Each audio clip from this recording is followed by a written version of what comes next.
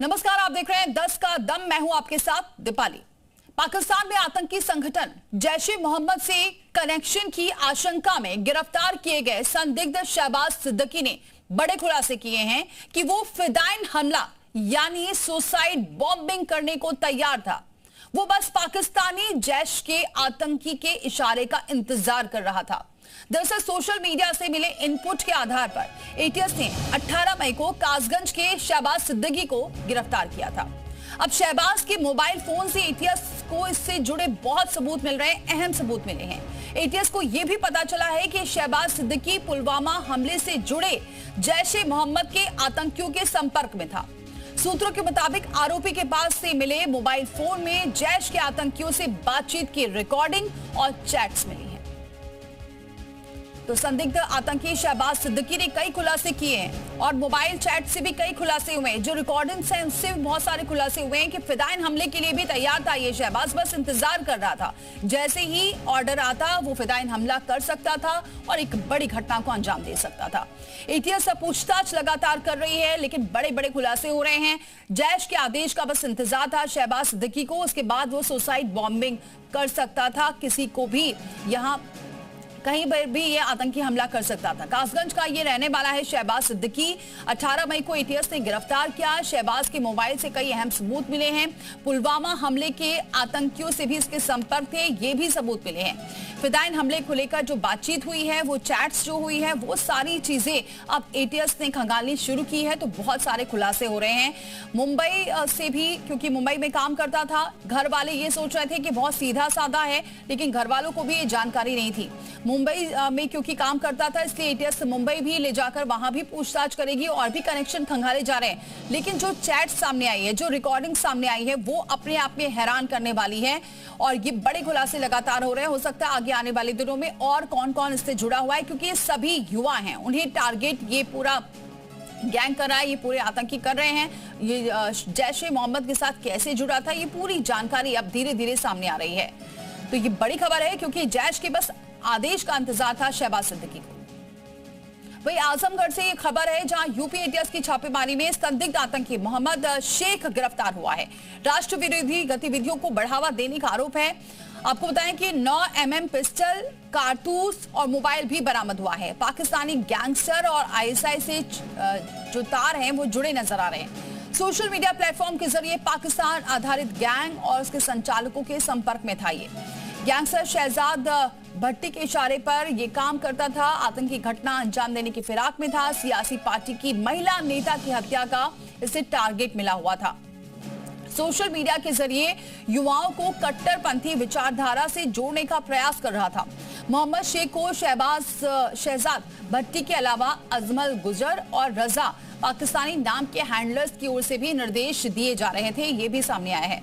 मोहम्मद शेख को राजनीतिक दल की महिला नेता को धमकाने और उनकी हत्या करने का जिम्मा सौंपा गया था और उसके बाद उसे किसी बड़े मिशन में शामिल किए जाने की भी बात कही गई थी। तो यूपी एटीएस की छापेमारी में एक और संदिग्ध को गिरफ्तार किया गया।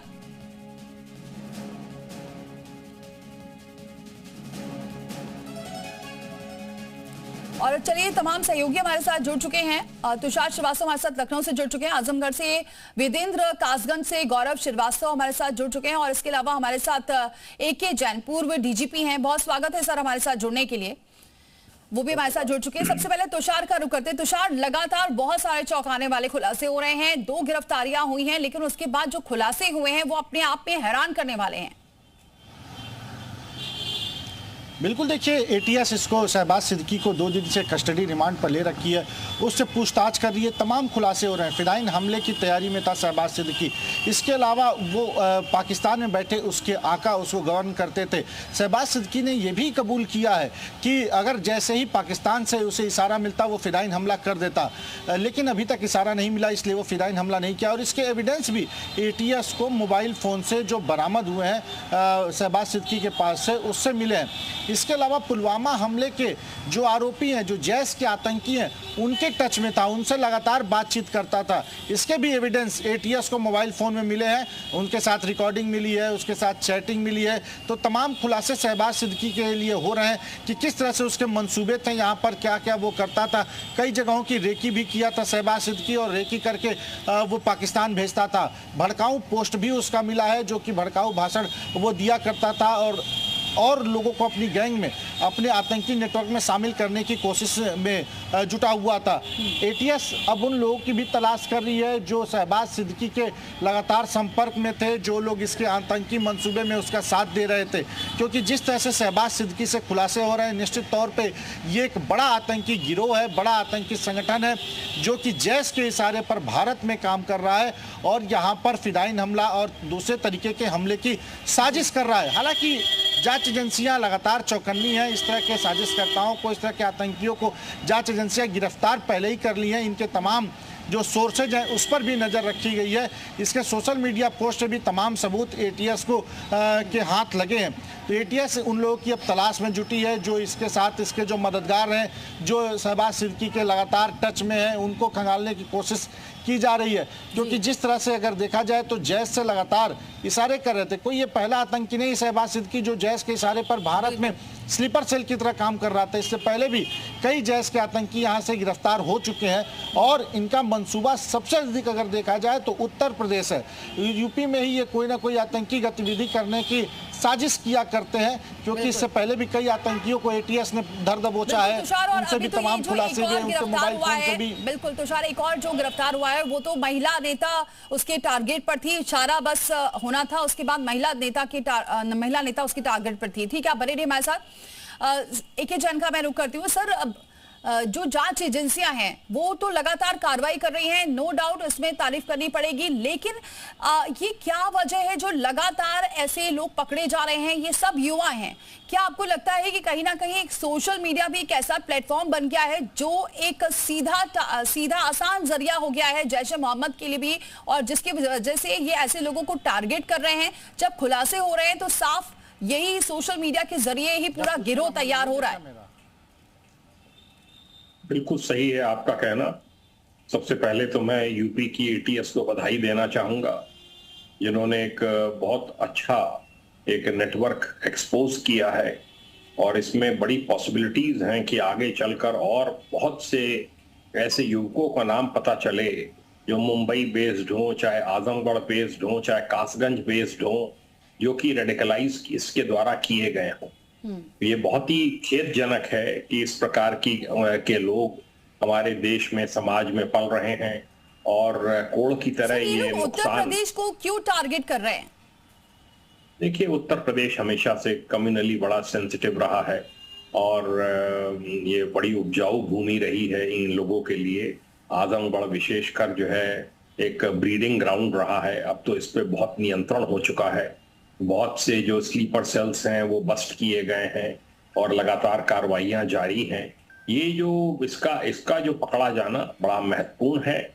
9mm की पिस्टल और कार्ट्रिजेस इसीलिए इसने प्रोक्योर लिए थे कि कोई बड़ी घटना जैसी निर्देश मिले उसको अंजाम दे सकें।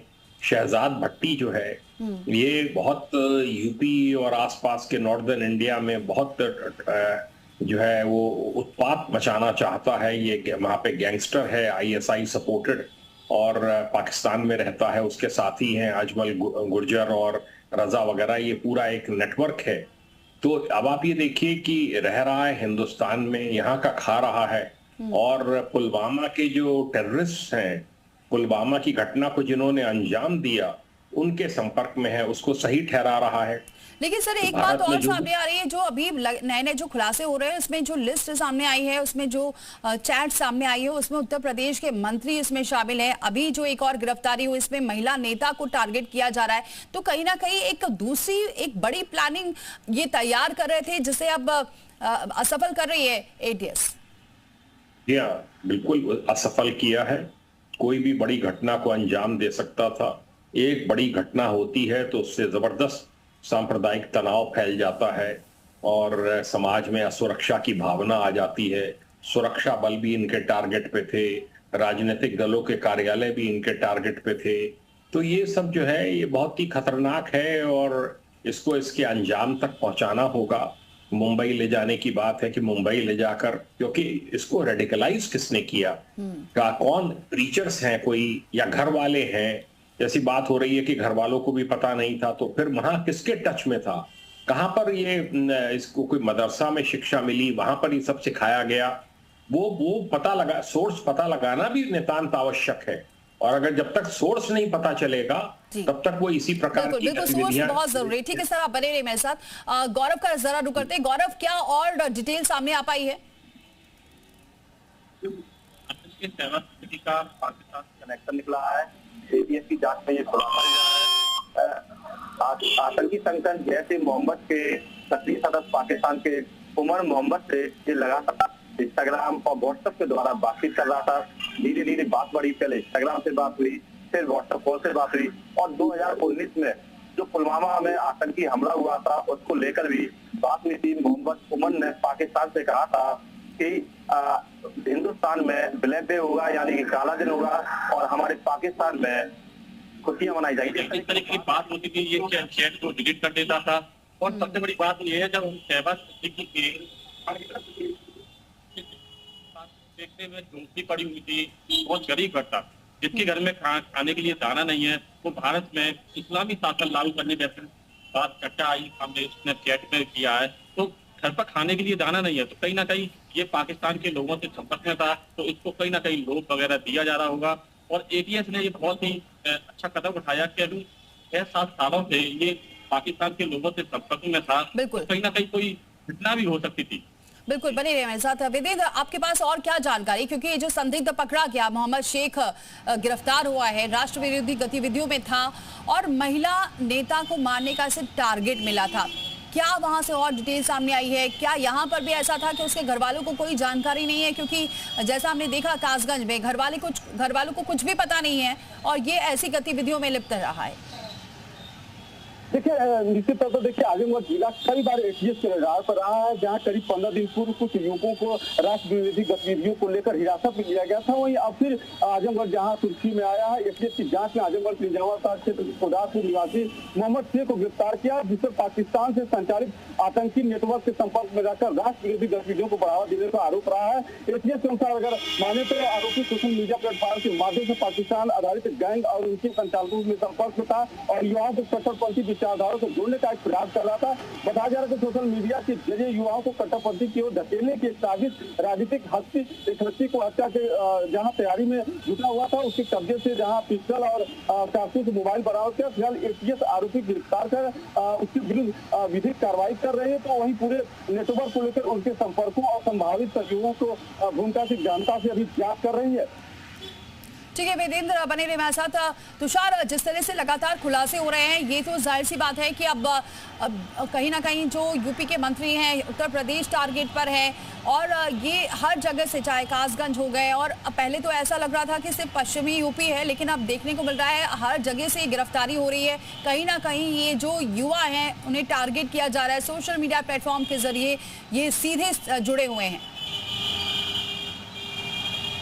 बिल्कुल, देखिए आपको बता दें तो जिस तरह से पाकिस्तान यूपी के लड़कों को, यूपी के लोगों को टारगेट कर रहा है, इसका साफ मंशा है कि यूपी में धार्मिक उन्माद फैलाया जाए, कुछ ऐसा काम किया जाए जिससे कि पूरा देश दहल जाए। क्योंकि अगर यूपी में कुछ इस तरह की आतंकी गतिविधि होती है तो यूपी पूरे इंटरनेशनल नज़रों में रहता है। क्योंकि यहाँ पे देखिए तमाम धार्मिक स्थल है, यहाँ पे हाल ही में अगर बात किया जाए तो अयोध्या में राम मंदिर भी बनकर तैयार है। और सोशल मीडिया पाकिस्तानी हैंडलर्स के लिए सबसे आसान तरीका है, सोशल मीडिया के माध्यम से जो यहाँ के लड़के हैं, जो यहाँ के गरीब लोग हैं, जिनके पास आर्थिक स्थितियां जिनकी कमज़ोर हैं, उनको रेडिकलाइज किया जाता है, उनको समझाया जाता है, उनको बरगलाया जाता है, उनको ऐसे वीडियो पोस्ट किए जाते हैं जिससे कि वो इस देश के प्रति उनके मन में नफरत भरी जाए और उसके बाद आतंकी गतिविधि कराने के लिए उनको तैयार किया जाता है। ये कोई पहला मामला नहीं है शहबाज सिद्दीकी, इससे पहले भी अगर देखा जाए तो लाल किला ब्लास्ट जो हुआ वहाँ उनके भी तार जिन लोगों से जुड़े वो भी उत्तर प्रदेश के थे, यहाँ से उनके पूरे कनेक्शन थे, उनके तमाम स्लीपर सेल जो थे वो यहाँ पर काम कर रहे थे, उनके जो मॉड्यूल थे वो यहाँ पे काम कर रहे थे। तब शहबाज सिद्दीकी भी देखिए एक नया आतंकी जुड़ा, उसका भी कनेक्शन पाकिस्तान से निकल कर सामने आया है, यानी कि उसको पाकिस्तान फंडिंग कर रहा था और यहाँ पाकिस्तान जो है जो पाकिस्तान में बैठे जो आतंकी हैं वो शहबाज सिद्दीकी के माध्यम से उत्तर प्रदेश में बड़ी घटना कराने की फिराक में थे। और शहबाज सिद्दीकी भी पूरी तरह से बरगलाया हुआ था, वो भी फिदाइन हमले की तैयारी में बैठा हुआ था कि जैसे ही पाकिस्तान से उसे इशारा मिले उसके बाद वो फिदाइन हमला करे। होते हैं और कौन कौन टारगेट पर था, ये तमाम खुलासे हो रहे हैं जब पूछताछ की जा रही है और जो बाकी जो सबूतों के जरिए जो जानकारी मिल पा रही। बहुत बहुत शुक्रिया आप सभी का हमारे साथ जुड़ने के लिए।